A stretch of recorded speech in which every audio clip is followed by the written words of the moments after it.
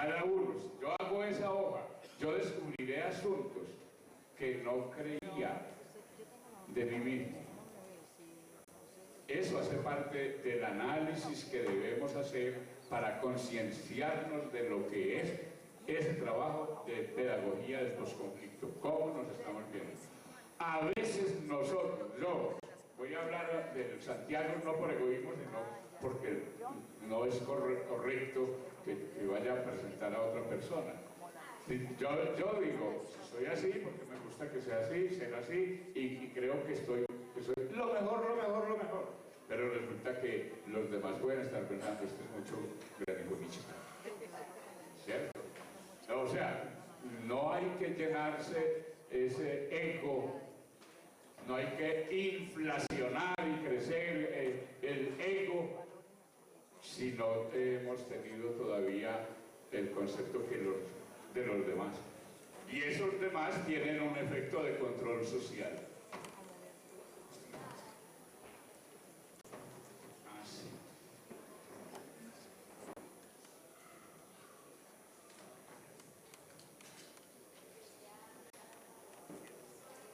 Esta síntesis aquí ya vamos comenzando, ahora sí vamos comenzando. Esta síntesis aquí fue presentada por la Central Latinoamericana de Trabajadores CLAT en el Seminario Internacional y Cuarto Congreso de la CUT en el 99, pero apenas está empezando a desarrollar. Decían allá en Cartagena que necesitábamos desarrollar para toda Latinoamérica y el Caribe la teoría de las 7 culturas. ¿Y cuáles son esas 7 culturas? La cultura de la vida en primer lugar, la cultura de la paz en segundo lugar, la cultura del trabajo, la cultura de la justicia social, la cultura de la integración latinoamericana, la cultura de la solidaridad y la cultura de la unidad. En un reciente encuentro en la Universidad de Antioquia, en la ciudad de Medellín, unos penalistas de la Universidad Nacional, de la Universidad de Antioquia, estaban diciendo: los colombianos, todos los colombianos, hemos desaprovechado el más grande principio de la Constitución, y que es único en el mundo. No hay ninguna constitución en el mundo que tenga ese principio. Y es el principio que está dicho en el artículo 22 de la Constitución, que dice: la paz es un deber, es un derecho y un deber de obligatorio cumplimiento. La paz es un derecho y un deber de obligatorio cumplimiento. Eso conduce al desarrollo de la primera de las 7 culturas, el derecho a la vida, porque la paz es la vida.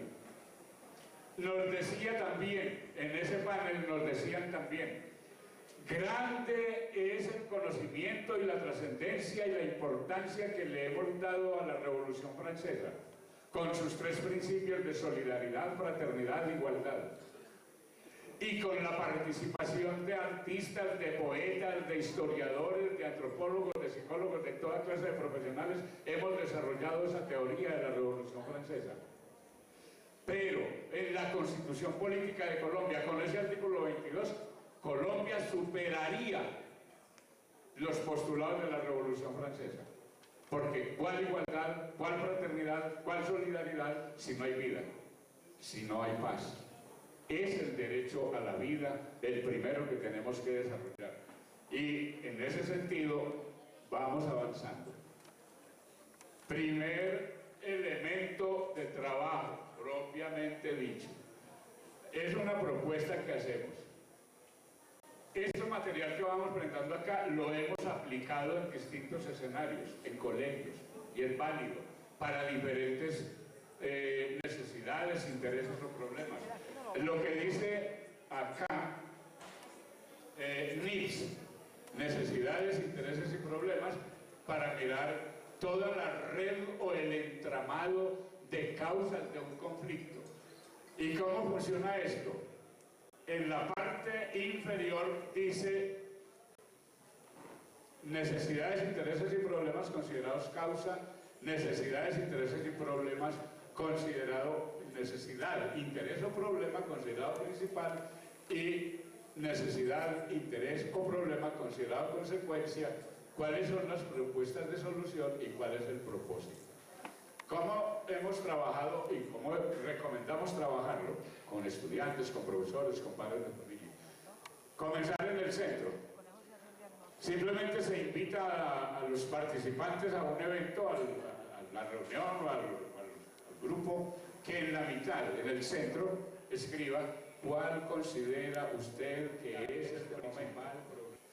Y ahí aparecerán todas las visiones que tengan en ese grupo. Unos dirán la pobreza, otros dirán la inseguridad, otros dirán la exclusión, otros dirán la discriminación, otros dirán el desempleo, en fin, pero eso hace parte de ese análisis. Otros dirán la guerrilla, otros dirán pues los viciosos, cualquier cosa. Cuando ya tengan ese problema ahí en el centro, en este óvalo alargado, entonces vamos, les diremos, bueno, ¿y de dónde vino ese problema? ¿Cuáles fueron las causas que nos trajeron a este problema? Y los escriben abajo. Ahí hemos utilizado 4, pero pueden ser 3 o pueden ser más. Y cuando ya tengan esto identificado, le decimos, bueno, con este problema que tenemos, ¿hacia dónde vamos? ¿Qué problema habrá aquí? Entonces, por ejemplo, en un asunto académico han dicho, problema considerado principal en el grupo, los estudiantes no saben leer. Problemas considerados consecuencia. Considerados consecuencia, no va a pasar en la prueba del ICFES, no va a ingresar a la universidad, se va a tener que dedicar a la economía del rebusque, etc. Entonces, propuestas de solución, y cada uno escribirá en su concepto cuáles son las soluciones. Y finalmente, ¿con qué propósito estamos haciendo esto? Ahora, hay un problema cuando un directivo docente, por ejemplo, recoge 40 o 50 o más o 100 redes conceptuales. ¿Por qué? Porque ¿cómo manejar esto? Sencillo.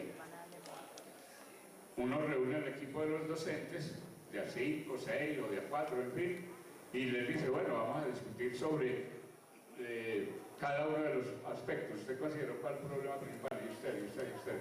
Unifiquemos de todos ellos el que englobe a todos los demás. A eso en lingüística a eso le dan unos nombres hasta graciosos, bonitos. Un término que englobe a todos los demás. Y ese vamos a hacerlo como uno solo. Las causas, y la misma cosa, vamos a unificar 5 o 6 en una sola hoja. Luego, entonces tendríamos, por ejemplo, ya de un grupo de 70 docentes, por ejemplo, 6 u 8 hojitas de estas. Pero luego esas 6 u 8 volvemos a otro trabajo de depuración, de nivel de abstracción superior. Y tendremos un buen diagnóstico y tendremos una buena cantidad de propuestas de solución que serán el objeto del debate y de los compromisos, de los acuerdos, de las estrategias, de los métodos para desarrollar el problema. Lo mismo lo podemos hacer con esto del conflicto. ¿Cuáles son las causas del conflicto? Tendríamos también que lograr el compromiso de los docentes y de los estudiantes, pero primero con los docentes. Yo sé que en muchas instituciones la falla principal, o una de las fallas principales es eso, el compromiso.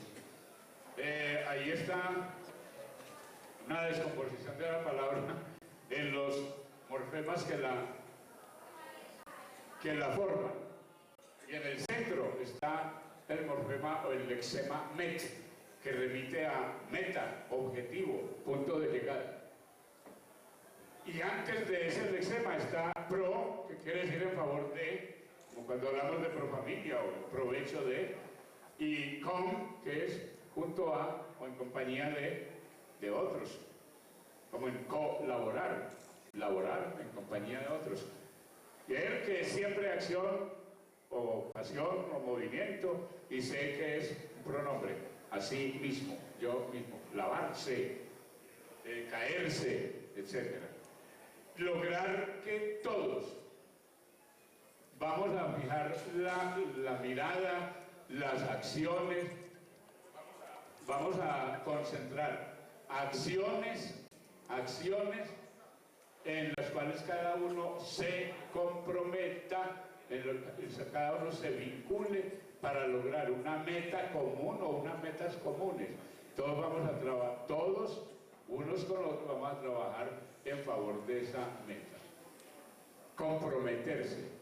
Pero ese comprometerse, ayer decía uno de los oradores, que este encuentro, que esta convención sea una verdadera fiesta de la participación.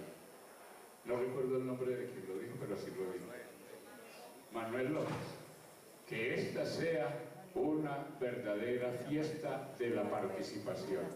Cuando la gente participa, se siente comprometido. Cuando a la gente le dicen, haga esto, no se siente comprometido, se siente subyugado. Que sea de participación. Y también eso allá en la institución. Aquí hay un problema con la comunicación.